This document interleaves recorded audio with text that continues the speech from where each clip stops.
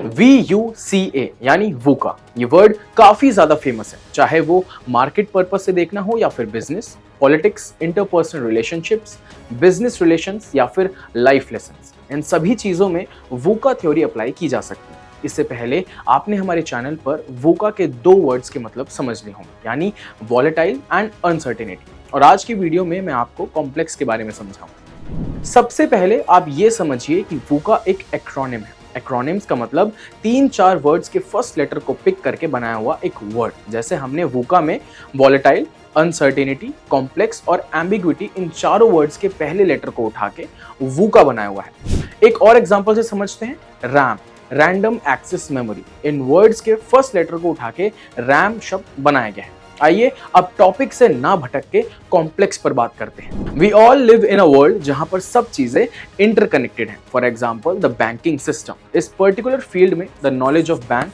The security steps, fraud authentications and बहुत सारी चीजें ऐसी, ये सब मल्टी लेयर्ड हैं और आपस में इंटरकनेक्टेड भी हैं। और इन्हें समझना आज के लाइफस्टाइल के लिए बहुत ज़्यादा इंपॉर्टेंट है, क्योंकि अगर आपको इन सब की नॉलेज नहीं होगी तो आपके बैंक में से पैसे गायब हो सकते हैं। इसके लिए मल्टी डिसिप्लिन अप्रोच के साथ चीज़ों को समझने से आप कॉम्प्लेक्सिटी में नहीं फंसते।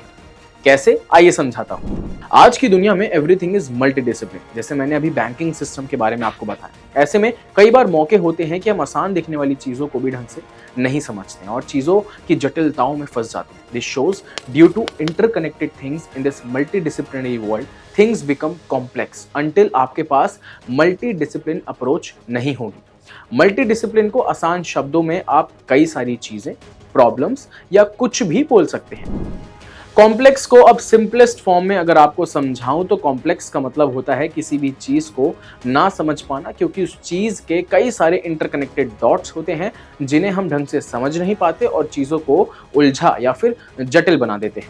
अब चाहे वो बिजनेस में हो, किसी बड़ी कंपनी को चलाने के नजरिए से हो, या फिर अपने किसी दोस्त या घर वाले के साथ रिश्तों के नजरिए से देखना और समझना हो। आइए अब इसको रियल लाइफ सिनेरियो से समझते हैं। आज के टाइम में सबसे इंपॉर्टेंट चीज जो चल रही है वो है लोकसभा चुनाव यानी इलेक्शंस। और ये इलेक्शंस मोस्टली एंड मेनली 5-6 बातों पर केंद्रित होना चाहिए, जिससे अक्सर लोग भूल जाते हैं।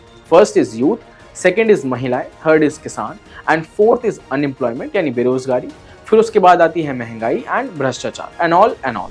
हमारा देश अभी चुनाव के दौर से गुजर रहा है और ये चुनाव इन चीजों पर ज्यादा केंद्रित होने चाहिए रादर देन रिलीजन, कास्ट, किसी नेता के चेहरे एंड और भी सारी चीजें, क्योंकि कास्ट और चेहरे और धर्म से बढ़कर वो मुद्दा जिससे देश का भविष्य सुधरेगा, जिससे कुछ लोगों की बजाय काफी लोगों को फायदा पहुंचेगा। अपने से पहले दूसरे के बारे में सोचना और पहले बताए गए मुद्दे, ये सब ज्यादा इंपॉर्टेंट है। अब इस सिचुएशन को एक मतदाता के आधार से यानी वोटर के पॉइंट ऑफ व्यू से समझते हैं। मान लीजिए आज के समय में अगर आप वोट देने जाते हैं तो आपकी किन चीजों को ध्यान में रखकर वोट देते हैं।